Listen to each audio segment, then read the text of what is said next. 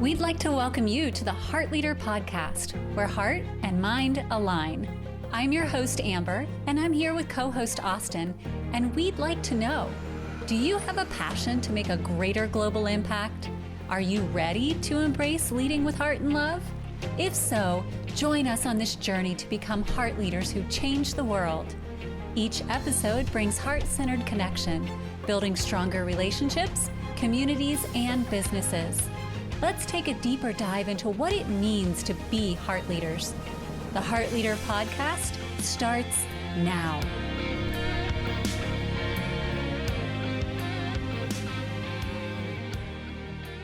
Hi, and welcome to the Heart Leader Podcast, where heart and mind align. I am your host, Amber, and today I am joined by Arapkiles. He is the visionary behind Just Grow. It is a brand that has a podcast and vision videos. It is an amazing heart-centered endeavor that Nick just decided to pour himself into after a decade of an entrepreneur endeavor through many different challenges and just self-fulfilling endeavors that he was back and forth with. And he will explain that journey as we talk. But our focus this month is all about self-love. And that self-love journey is very much what led Nick to where he is today and one of his purposes in this mission. So I am very excited to dive in so he can tell you about the way that he does his podcasts, which is very unique in its own structure, and these vision videos that he has dedicated himself to, and how that has its own unique flair too, and how it all wraps up into this amazing self-love journey that he has, and how it promotes self-love for others. So Nick, thank you for being here. Thank you for having me. And that was quite the intro.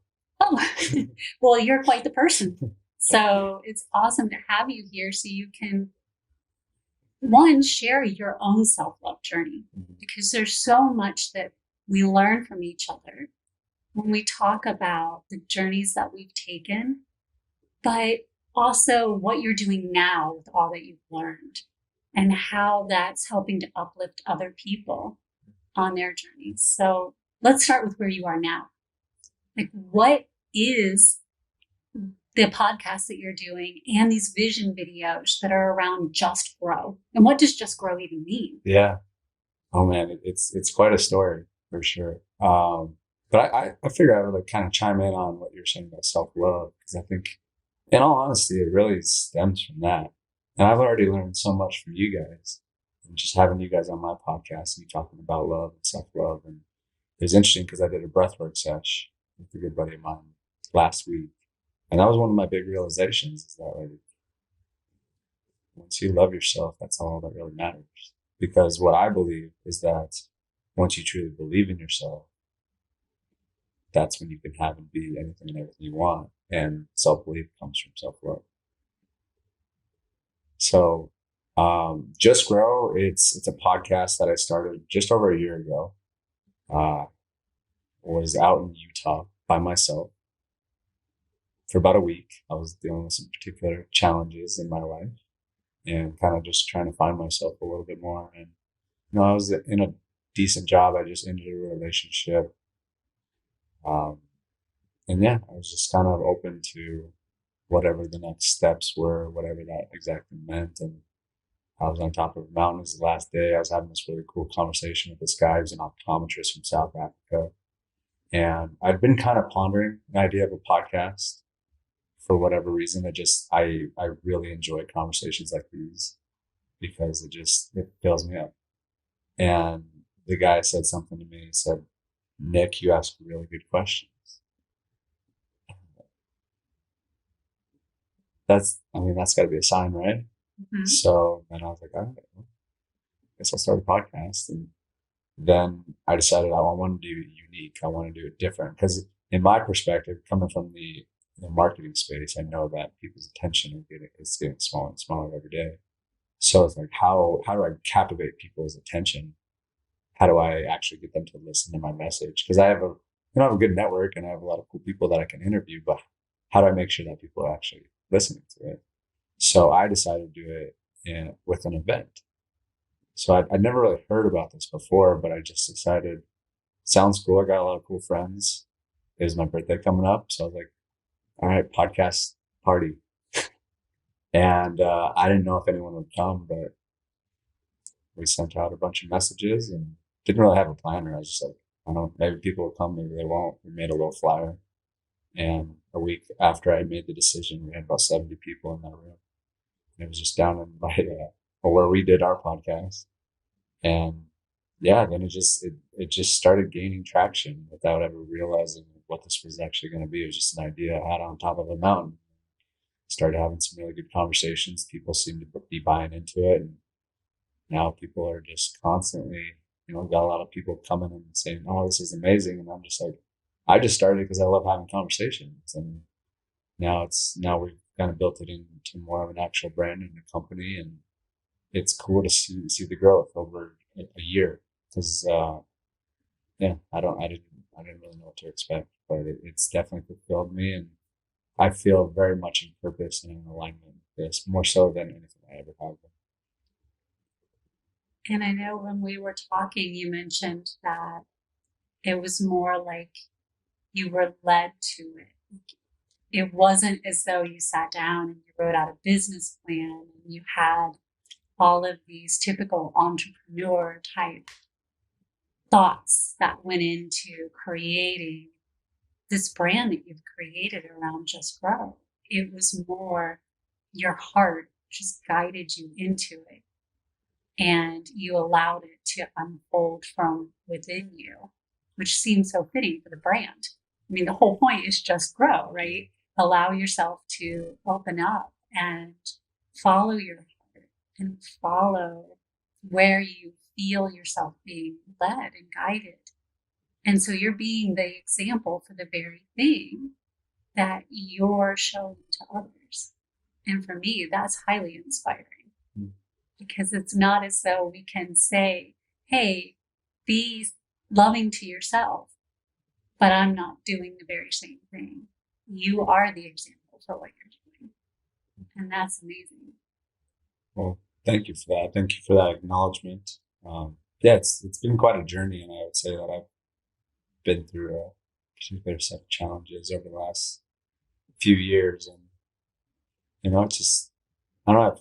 After interviewing so many people now, it's just like I feel like I get a really good understanding for people as a whole. I feel like I understand people a lot deeper than most people do, and even continue to work on these videos now.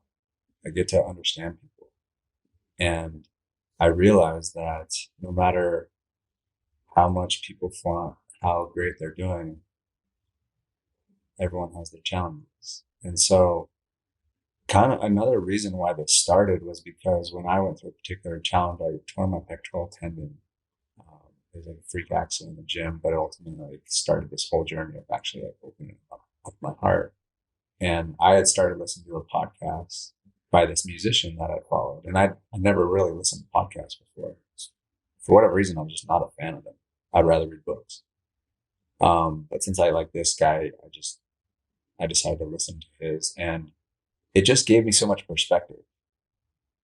It wasn't like they were telling me, "Oh, you got to do this, you got to do this." It was just like they're just having a conversation, and he's pretty well connected, so he was interviewing athletes, celebrities, entrepreneurs, all sorts of big names, and it just made me realize how everyone's the same. Everyone's just a human being. And so when I saw that, I was like, well, I think I got some cool people that I could interview and give people that perspective too, and make people realize that we all are the same, no matter if you're making $50 million a year or $5,000 a year. And I think I come back to that a lot, of like the whole conversation of not judging, because we all are the same. And it doesn't matter how much money you make. And I'm a big advocate of not judging people and just loving everybody for where they're at, because we're all the same. And that's so key because ultimately every person has an insecurity somewhere.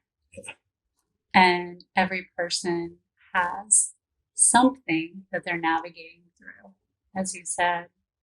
And if we just continue to put every person either on a pedestal or down underneath of us, and we're not connecting, we can't connect if we're all constantly like this. And so having a voice and putting everyone on an equal playing field does help us even with self, because now we're not doing the same thing to ourselves, right? We're not putting ourselves up here or down here. We're even balancing our own ego. Yeah. Well, I mean, the thing is that like if you put someone on a pedestal and you think someone's better than you, then that kind of leaves you open to I guess what I'm saying is that I always come back to this is like if you're judging other people, whether that's good or bad, it ultimately means that you're judging yourself because everything comes from within, right?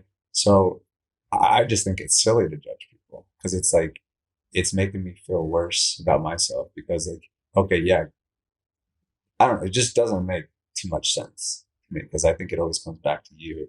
And it's interesting because I've asked people that question. I'm like, because I get some backlash on this one, and I say that everyone's doing the best they can, and some people disagree with me on that. And I'm like, why do you say that? And it's funny because without even like trying to do it, I just have this kind of way about me now where I can kind of dig into people and without them realizing it, and then by the end of the conversation, they're like, oh man. But basically, it was interesting because a person I went on a hike with, about a month ago, she was saying, I don't think everyone is doing the best they can. And by the end of it, she's like, oh, I don't think everyone else is doing the best they can because I don't think I'm doing the best. So it's just like, it just continues to open my mind even more about like everything comes back to you. And so that's why I really believe in that whole idea of non-judgment. Yeah. So, what part do you feel that plays in self love then? How does that wrap up to tools or techniques that you've even used for yourself in your self love journey? Yeah, I mean, well, I think you could even trade and replace judgment with the word love, right?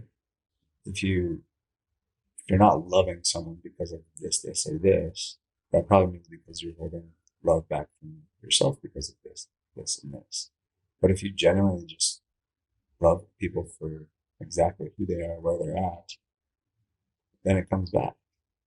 And yeah, I think it's been a journey for me for sure, and I'm still on that journey of continuing to love myself. And because in the entrepreneurial world, you're praised for hustle, no sleep, grind, you know, sleep when I die, that kind of mentality. But it's like that's not it's not healthy, you know? Or sustainable at Right. all.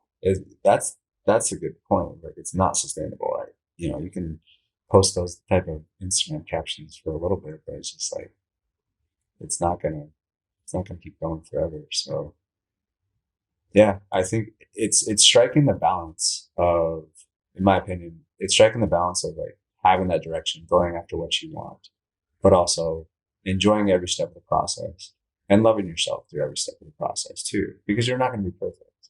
And it's funny because like, you know, I grew up an athlete as well, and I pride myself on discipline. And so it's like I I would beat myself up a lot when things wouldn't go right. And I've done that from a young age. Like in baseball, when I strike out, I get so upset with myself.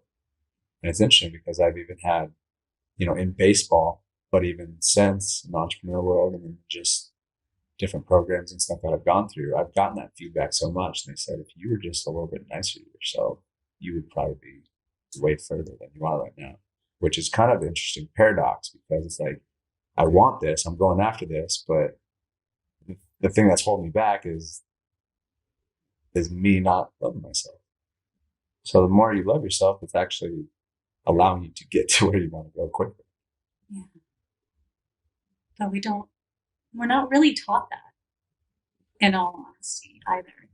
If, and not because our parents didn't care to do it or any of those types of things. I just personally have found from my own experience coming in and through this world that it's not something that's front of mind. We actually feel judgment from others. And so we start to judge ourselves, or maybe it comes from the inside first, but it just kind of all starts. So then it has to be a proactive move from the inside to stop that cycle and really catch ourselves. And I don't know that we're all mindful that we're even doing it. But if we look at media or we look at the things that are outside of us, fear sells. We were talking about this Yeah. too, right? The fact that you don't feel good enough actually sells products. It's how the beauty market sells products. It's how most things sell products. So there's that negative brain bias that we hold for ourselves actually sells things. So then we have to be the ones to shift that from the inside. And I think that's where your vision videos are really key. Because if we're going to be fed that we're not good enough from one direction, we have to have a means to feed ourselves something different to create a positive brain bias from the other side. So, can you talk about your vision videos and what that's about and how it can help? Yeah, for sure. And I'm glad that you brought it up because it is something I'm really passionate about. And it just kind of like also just, it was another crazy idea just out of nowhere. But, I've been a big fan of visualizing and just like seeing things before they actually happen. I'll close my eyes and I'll think about it. And when I played baseball, I had this really interesting, unique story because I really started getting into visualization. It was my sophomore year of college. I was at a junior college, so and I wanted to play Division One, so I was really just doing everything I could to have the best year I possibly could. And so visualizing was one of those things, and it was it was crazy because I literally imagined exactly what was going to happen. I imagined I was going to be the last batter in the last inning, first pitch. I was going to hit a home run off the seven on the scoreboard. I don't know exactly why that came to me, but it did. And I just like the whole game, I was just sitting, like when I would come into the dugout, I would see that, visualize it, and I would like get chills. And I was like, I knew it was going to happen. And sure enough, like the whole game, back and forth, like boom, the exact situation, the exact setting came up, and I'm like, this is wild. And I stepped over the plate, and the pitcher started his windup, and I got chills down my back. I was like, I knew it was going to happen. And all of a sudden, just boom, hit it, rocket off the seven on the scoreboard, and I'm running around the bases. And I mean, the crowd was going wild for sure. And it was just like a really cool experience because that's one of the coolest things ever on a baseball field is to hit a walk-off home run. And it was pretty rare and unique for our particular situation. So it was really exciting. But I remember to this day, like, I remember like rounding first and second. I'm like, what just happened? Because this is far beyond like a baseball game right now. Something like big happened here. And I don't know what that is. I'm going to enjoy this, but I think that seed was just planted in my mind of like, wow, that mind or whatever's going on here is really powerful. And so that really stuck with me. And I've been a big fan of visualizing. And so that's kind of where this came from. Because after I did my first podcast event, one of my friends sent me a video that it was this guy walking out on the stage doing a live podcast in front of about like 3,000 people. And I saw that, and I got chills when I saw it because that's what I want. I want to start throwing bigger events and doing that.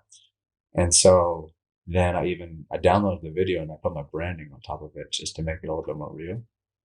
And then somehow I showed my friend and he said something about like, oh, that's probably not the only thing that you want, right?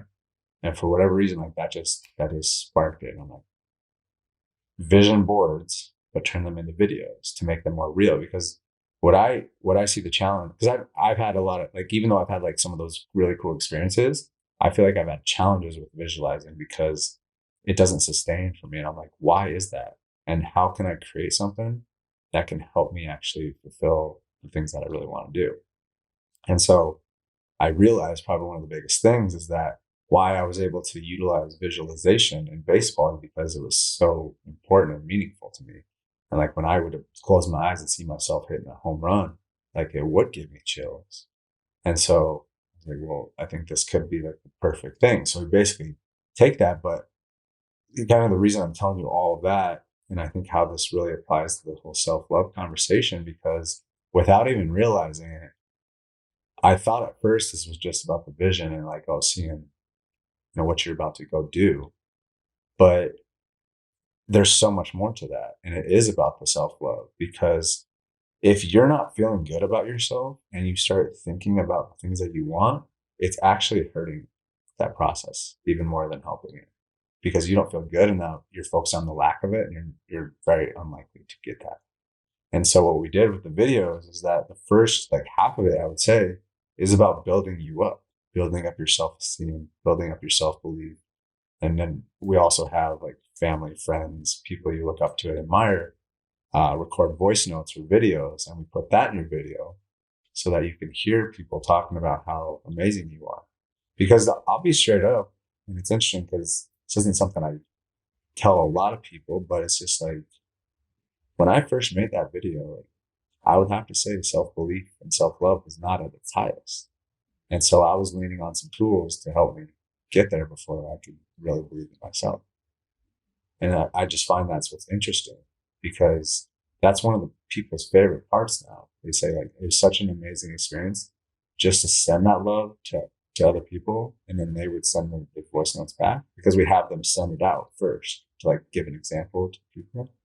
And so they say that's the coolest part about the entire process is they get to like share all this love and gratitude. You throw that out and then it comes right back. And I'm not kidding. Like every day I watch one, I still get chills, and it still brings me to tears when I hear people tell me how much they're grateful for me, how much they believe in me.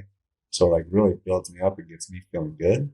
And then I start to think about the stuff that I want. It just, that's when it really works. And that's amazing because it goes back to that connection that you were talking about in the beginning, right? Putting people without, when we level the judgment, we don't put anybody higher or lower, and we all connect. That is feeding our self love.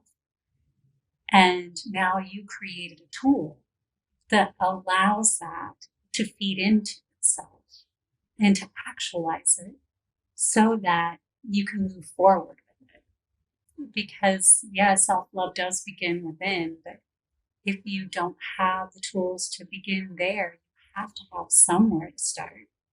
And so you've created a tool that gives someone a place to start, a point of entry, so that you can have at least somewhere to begin. And it's a beautiful gift. Yeah. When I started it, I didn't realize what I was actually creating. Like I knew like right away, I was like, I think this is going to be big. And I thought it was because I was going to help everyone achieve everything that they've ever wanted. And I think it still has the potential to do that for sure. But I don't know, it's really special, because still at this point, I mean, it's still pretty, we just started a few months ago. And last night I got to show another one of my clients their video for the first time. And I'm all about experience and making sure that like people really enjoy the whole process, no matter what I'm doing, whether it's with the podcast or with the videos or anything, really. I'm big on experience. How do I make people feel special and heard and seen so they love it? All right. That's the big ethos for me. And so what I do, I can't promise I'm going to keep on doing this forever, but I bring my clients into my house and we, set a nice little vibe, light some incense, and then show their video on the big screen and have it loud sound and have them lay down on a nice comfy couch. But I just realized again last night, like, in a matter of minutes, my client was just in absolute tears watching all of this, and like reminding her of how amazing she is, all the challenges that she's overcome, and all the people telling her how great she is, and just like really, really building her up. And I just think, again, coming back to the podcast, I think so many people need that, because I've understood like I don't care how successful you've been financially. No one acknowledges themselves enough because that's something I've realized, and I really do my best to acknowledge people as much as I possibly can because I know this and I want to. But it's like an acknowledgement to it, and because even I interviewed a guy that was just it's crazy some of the stuff he's doing on a business stance, and he would say something. He said something, and I was like, "That's amazing! Like, do you realize how incredible that is?" He's like, well, it's just kind of normal now. And so I guess that's kind of where all this came from too. Just maybe even more subconsciously, like how do I help acknowledge people more because we need that. And I think it was interesting too because like I had a pretty darn good upbringing. I got a lot of love in my family, great parents, and I know that not a lot of people have that. And so it's interesting because I think about that like if I with that type of upbringing, and I still have my challenges with self love and self belief and all that. Imagine what everyone else is going through. So that's where this comes from is like really wanting to help people really see themselves and acknowledge themselves and remind them of how special and great they are because we all lose sight of it. Especially I think that the harder your upbringing was, the harder it is to really see that for yourself. I agree. And science confirms that. That's where I always go back to because we feel it, we know it, but sometimes logically it's hard for us to say, why do I feel this way? And scientifically, we've proven there's a negative brain bias.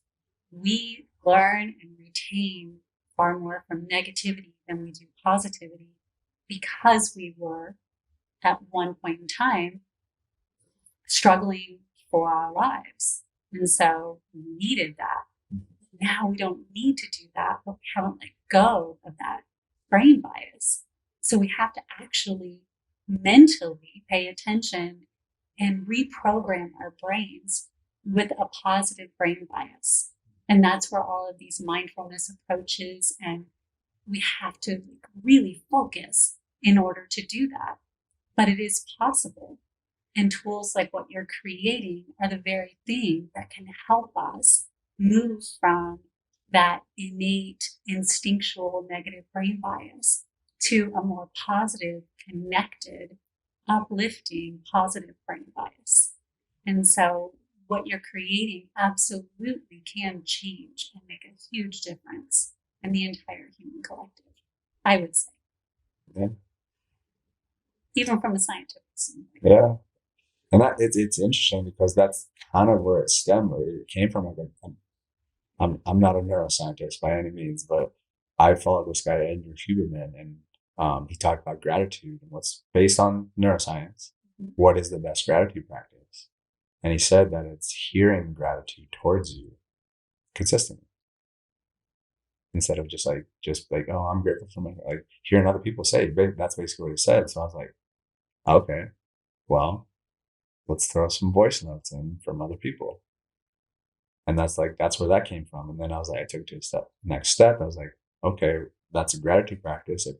I would imagine it helps and works with belief levels too. So hearing other people say why they believe in you can help you get to that point where you start believing in yourself more. I even listened to a podcast yesterday it was, and uh, a guy named Russ, a music artist, very popular these days, and he talked about how why it's so important to have at least one person in your life that believes in you more than you believe in yourself. Sometimes we need that. A lot of times. A lot of times. Need someone there. Yeah. We all need a cheerleader. Right. And so, yeah, it's very important. So if someone was interested in this tool, how do they find it? How do they get a hold of you? How can they engage in this type of a vision video? Yeah. Probably the best thing is just go to our website, justgrowvisions.com.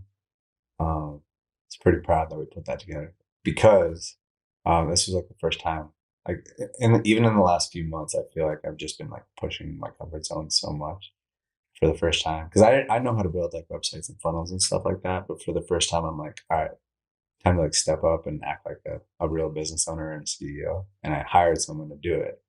And so she did an amazing job, and she just put together this incredible video, or just webpage. So we have like all the information on there. And what's cool too, and this is why I'm really grateful for all the people that are in my life that just see the vision of this and support it. So like one of my clients, he recorded a 40-minute video explaining why these are so powerful from a scientific level, talking about beliefs, paradigms, thoughts, like everything that goes in and changing your neural pathways. And so we put that on the page as well, because I think it's really important to understand why this is powerful, because it's interesting. Like some people see it and they're like, okay, that's cool, but like I'm not there yet. I don't have all those things. And so really doing my best to like communicate to people like no matter where you're at, like this can truly help. And what I've found too is that, it's a lot of with the actual things that you want to achieve and become, what's really powerful is just setting that intention.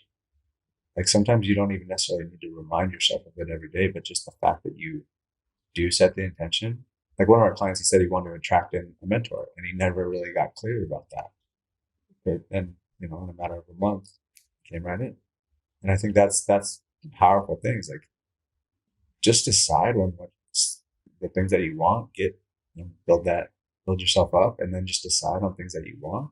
Because I think that this has been something I've really thought on, is that, people will say, oh, I'm not getting what I want because I don't know what I want. And I think that's a cop out.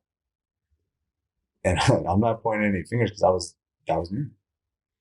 But it's like, it's easy to say that. Oh, I don't know what I'm not getting that because I don't know. Well, why don't we decide? What do you want? And then if that is, when you get that, it's not what you want, then okay, let's change it. But at least decide and make a decision and make the intention that you're going to do it. That's exactly it. You can choose again. Yeah. It's not a life sentence. Exactly. It's like going to the grocery store. Fine. Like choose one meal to make, and if you don't like it, you make it, you don't like it, you go back to the grocery store and pick something else, And that's what us silly humans, like we build up these things so much in our heads thinking that like it's so serious. But like when we actually get those thoughts out and like kind of talk about it and express, and that's again why I love doing the podcasting, because like the things that I'm like freaking out about in my mind, and I just start talking about them, and I just realize how ridiculous I am. Yeah. And we put more pressure on ourselves than I feel anyone outside of ourselves So much ever puts on us. Not always. There are individuals who are in social circles or families or others that there's a lot of pressure. So I don't desire to generalize because I've met some individuals. But all in all, most of us are in a position where we put the most pressure on ourselves. And then that goes back to that self-love again. Like self-compassion is such a big practice. So if you need an entry point for a video like this, I want self-compassion could be your place to start. Yeah. Like if you have to have one thing, then self-love and self-compassion can be the thing that you make your vision video on. What would that look like? How do you obtain that? Because there has to be a barrier to entry if you can't think of a single thing that you want. Yeah. You have to start somewhere. Everyone starts somewhere.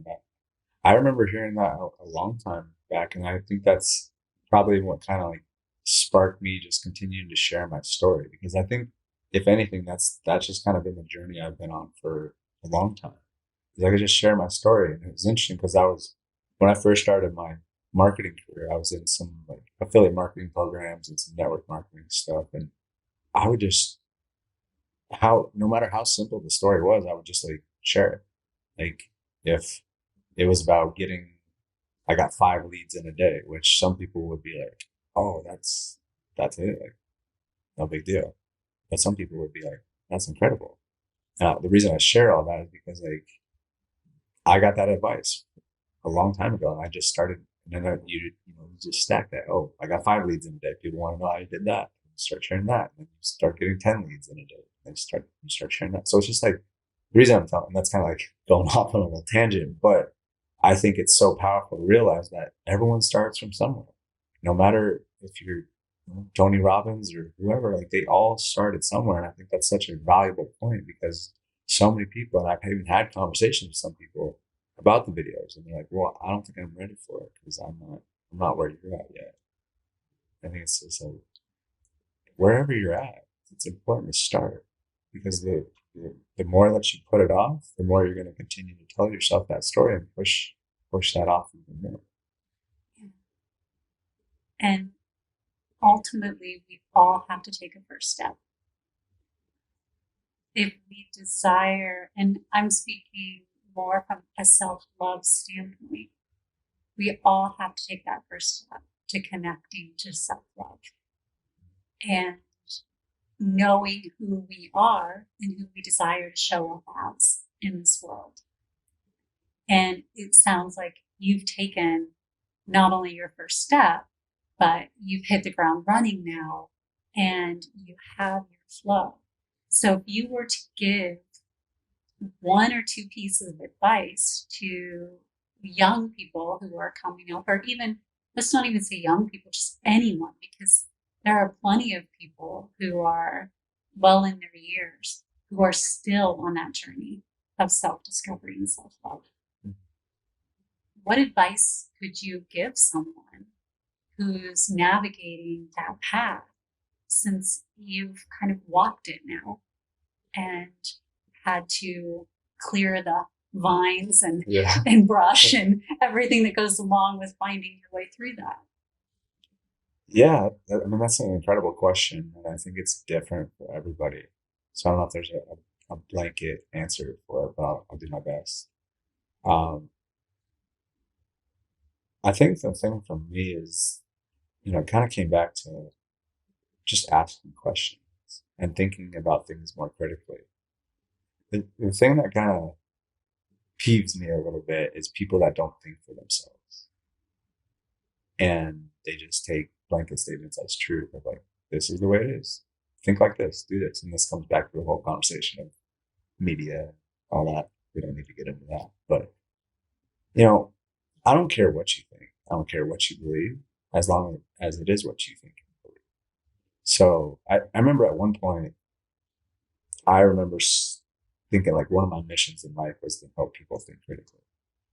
Because I think if you really think for yourself, you're taking time to sit back and analyze things and question things and just not believe everything you hear right away.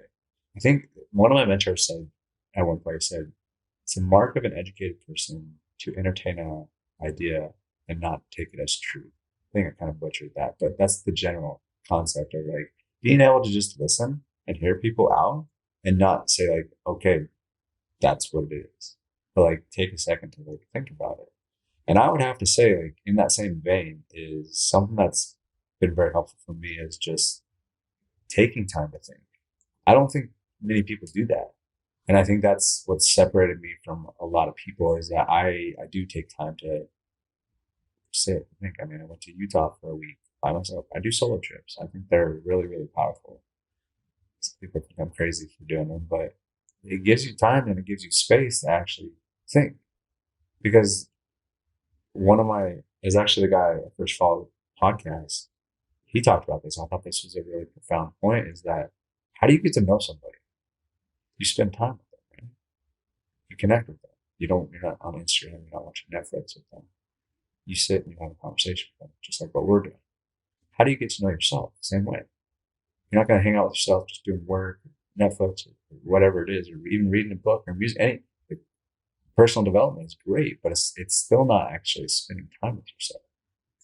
So I think it's really important to like take that time. Even over the last week, I've made a point to go to like Poplarville Park and just like chill and sit with myself and think. There's a book called The Road Less Stupid. Great title. It talks about that thinking time. Like just give yourself some space. Like think about that stuff. What do I want? What do I desire? What is the challenge right now? What's my priorities right now? If you just give yourself a little bit of time to like sit there with yourself and kind of like think through it, most of the time you can figure stuff out. And I've just really noticed that because even today, I was having, I was kind of thinking like some of the sales stuff that I've been doing hasn't been performing as well as I wanted to. And I'm like, why is this? I'm like, well, maybe I should sit down and like think about this a little bit instead of just like going and doing. And I think it helped immensely that I just slowed down a little bit, took a second to think, and then the answers started coming. That's awesome. So, in many ways, that's an active meditation. You're Mm-hmm. not sitting with your eyes closed, and which is a beautiful form of meditation. But there's another way to connect within that doesn't require that type of meditation, which I know now there are many people who are shying away from that form Mm. because it's they don't feel that they can get to that point yet. So they're too busy doing to suddenly shift everything off and just sit in that type of a meditative state. So what you're offering is that middle ground, what you were talking about with the video, right? Just choose one entry point. What you're explaining is an entry point into meditation where there's kind of that median. You don't have to sit in meditation with your eyes closed to be with yourself. You can just sit and ask yourself questions about what's important to you and what you need to do. And then that connects you with yourself to know yourself and then to love yourself. And I think another really powerful piece that I definitely want to make sure we hit on is journaling and reflecting and writing things down. And on top of that is actually going back to older journal entries and like think about where I was. Like, say, oh, that's what I was thinking. But because the cool thing is about journaling and going back to those is like when you're writing stuff, you're usually in an emotional state where you're processing a lot of this stuff. But then you go back to that a couple weeks later, months later, even years later, and you're like, oh, wow, that's where I was. You kind of look at things from a more objective standpoint. And so you're not so much like in it, you're kind of like above it. And I think at the end of the day, really what this all kind of comes back down to is awareness. And I think that's always kind of the first step. The more awareness that you can get on your life, the more you'll be set up. And the only way that you can be aware is if you do take that time. And I think it's really powerful to document it. Like and it's funny how I've transitioned a lot in my life because when I heard about like spirituality and meditation, I'm just, I don't need that. Like, I'm good. Thank you though. Same thing for journaling. I was like, I don't have time to do that. Like, what am I going to write down? Like, that seems like a waste of time. And now I feel like it's essential. I feel like I can't operate without it. Yeah. So I think it's slowing down because here's one other thing I'll say about it is that I read this book called The Master Key System, and there's a lot of great stuff in there. But there was one thing that really stuck out to me, and it said a single idea can be worth millions of dollars, but the only way that you're actually going to have those ideas if you give yourself space to have them and slow down and be receptive for those ideas. Because I tell you, if you're just going and doing, you have no space to like receive that. Very true. And if you look at some of the most successful, or what we might deem as successful individuals in the world, they practice that flow. And so there has to be space in order to receive. And I love that. And I am an avid meditation individual. I love meditating, but I do honor the fact that we're in a very do-oriented world. And so to ask someone to go from, I get up at 6 a.m., I have to get the kids ready and then get them to school and go to work and then come home, pick them up from school, get dinner ready, then log back on to work at, 8 o'clock to wrap up. And where is there time to like stop and meditate within there? We can't just say, oh, well, that's the solution. Providing those steps that can allow them to just gradually step away and take those few moments to themselves. I think that's pivotal. because connecting with self-love and knowing of self isn't about creating more judgment on ourselves of I failed because I couldn't carve out 15 minutes to meditate. But if you offer a solution like, hey, you don't need 15 minutes to meditate, can you take 5 minutes to step into a room by yourself and just ask yourself a couple of questions? That's an amazing opportunity where now we're not creating self judgment, we're creating self actualization opportunities. And I think it's like you saying that asking yourself questions. I think I've even realized recently it's really powerful to ask these questions out loud. Like have conversations with yourself. I don't know. Some people might look at you like crazy, but It's okay. it's Aren't we all a little okay. crazy? Yeah, pretty much. I have a good friend that like shared that with me, and he would always ask himself a question: what do I desire? What does Nick desire right now? What am I grateful for? Actually, ask yourself these questions, and sometimes you don't even need to necessarily answer them, because I learned a long time ago. Sometimes I forget about this. Um, his name is Noah St. John. I believe his book was called The Secret Code of Success, and he took the approach of that affirmations aren't necessarily the best way to go. Instead, ask yourself questions, because our brains are like a search engine. It's just when you plug something into Google, you ask some question, you get a bunch of answers. And again, coming back to like the whole conversation about questions, is the quality of your questions determine the quality of your life, because they determine the quality of your answers. But it can really be on a subconscious level where you just ask the question and your brain just goes out and searches for them. You don't have to answer it right there. But I think it's been powerful for me to like ask myself those questions, especially like especially when you like don't feel like it. I feel like that was the case even, I go through ups and downs, but even it's like last week, I don't feel like asking myself a question, but that's probably the time you need to do it. And it seems to always play out like that too. Because like once I start doing it, I'm like, okay, all right, I'll get back into the flow of things. It's kind of like working out your physical body, Yeah. working out your emotional and mental body is the same way. The moment you don't feel like going to the gym is when you need to go to the gym. The moment you don't feel like working out your mental and emotional is the moment you need to do it. Yeah. So, Because you never come back to it. You're like, God, I'm really pissed off that I went to the gym today. yeah, no, it's like, man, I feel so much better now that I just did that. Right. It's the same thing. So, absolutely. So, you've touched a little bit on the story that led you to create these two amazing avenues that you have available. Can you share a little bit go a little more in detail? I know about your shoulder, we talked about that some and how it just like shut things down for you and was an entry point into creating all of this. What did that do to you and for you? Because a lot of people would have just shut down and been angry at the world. How did you handle that differently? Well,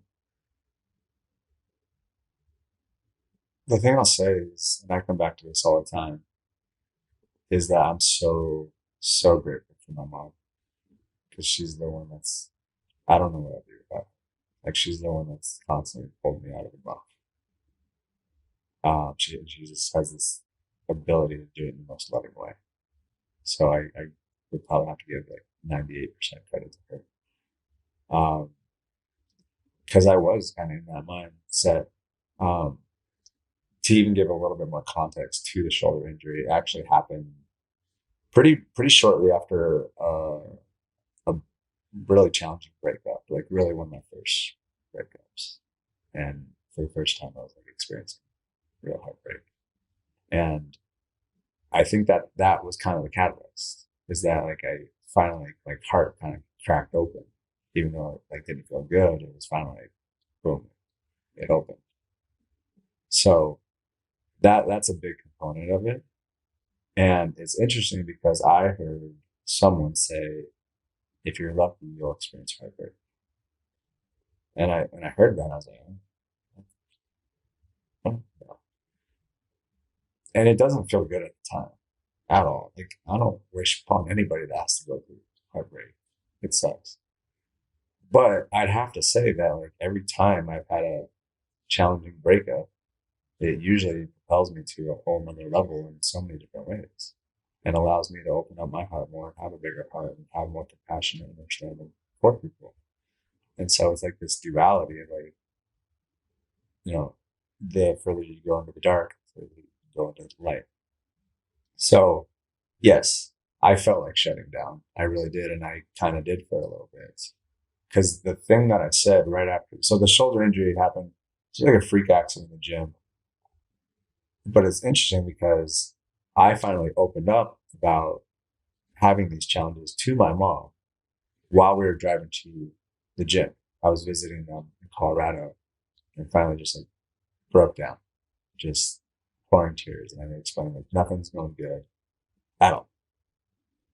And then we went to the gym and I like felt almost this sense of like relief by like letting those emotions out. And then I felt a little bit more aggressive in the gym. So I put on more weight. It wasn't ridiculous. I still stand by the fact that I wasn't being careless in the gym, but I put on a little extra weight. I did flat bench instead of incline, which I didn't normally do, but I was lifting and literally like my last rep, my last set, I go to put it back up and it just falls right back on. And it's excruciating pain. And then I finally got someone to come help me to get the weight back up. And I went back over to my mom and I was like, I don't know what's wrong, but we have to go. Something is not good right now. And so we leave and we get back in the car and I just, again, just lost it. Just start bawling my eyes out. And physical pain has never been that big of a challenge for me like, for whatever reason. And so my mom was like, what's going on? Like, is it physical pain? And I remember saying right then and there, I'll remember this to the day I die. Is I said, when it rains, it pours. It was like I was expecting that. I was in that kind of energy. And that like, I was like, wow, that's where I'm at. And so that's kind of the mindset I was in. And ended up having surgery, didn't have health insurance. Like it was not a good situation. And even after that, I was still like just having, I did surgery and had my sling on. I was sleeping on a recliner. And this one night, I just had a particularly bad attitude. And my mom finally just sat me down and said, what are you doing? Is this helping? Is this serving you? Do you want to keep doing this or do you want to like actually get it together? And for whatever reason, that just spoke to me. I'm like, she's right. Next day, I woke up really early, got to work, started reading books, visualizing, meditating, probably more meditation. Started actually like really diving into a more of a spiritual practice for whatever reason. I think this whole thing was a very, I would say like a spiritual awakening. So yeah, I mean, I I had a hack, I would say, by an amazing mother, but I think at the same time, like, how do you want to look at things? Because how you look at what they say, it's the way when you the way you look at things. I think I'm gonna butcher it, but it's just like what do you want? Do you want to just sit and feel sorry for yourself, or do you want to get better and be the best you can? Because here's the thing, and this is what I've learned recently from one of my coaches, which is a hard pill to swallow, but I think it was probably one of my biggest breakthroughs I've had in my life. I think a lot of us, I'll join me most importantly, is that I'll hold on to things. I'll hold on to people, relationships, thoughts, even. And it's because holding on to something means that you kind of think that what was in the past is better than what's coming in the future. That truly means that you don't actually believe and trust in yourself, which again comes back to the fact that you probably don't actually love yourself as much as you want to. So by actually holding on to stuff, that actually proves that you don't believe and trust and love in yourself. So that shift within myself was like, and it, don't get me wrong, like still like I have to continue to remind myself of this, like choosing to let go because that means I believe in myself. That means that I love myself. But I think just that realization it really started like opening up to me like, okay, if I really do love myself, if I really do believe in myself, if I truly want all these things that I say I want, it doesn't even make sense to not let go because that's what's pulling you back and causing you from not actually getting to where you want to go. That's a very powerful, powerful story. And I can't imagine a better way to wrap up this podcast. Yeah. Thank you for sharing that. Thank you. And thank you for being here and sharing all that you have with our community. Yeah, thank you for having me. I mean, it's interesting. I haven't actually been on too many podcasts. I'm always the one interviewing people. So this is fun. It doesn't matter which side I'm on. I love having deep, meaningful conversations because it fills me up, and if other people can get perspective on it, help them out a little bit, even better. We agree. And we'll make sure that everyone can find your podcast and your vision videos and how they can get a hold of you. So awesome. Thank you. Thank you. And thank you all for joining us on another episode of the Heart Leader Podcast, where heart and mind align. I'm your host, Amber. And don't forget, this month is all about self-love, and you can find the tool for self-love in the Heart Leader Toolbox. So take a moment and venture over that way. Until next time, we look forward to seeing you in the Suivera community.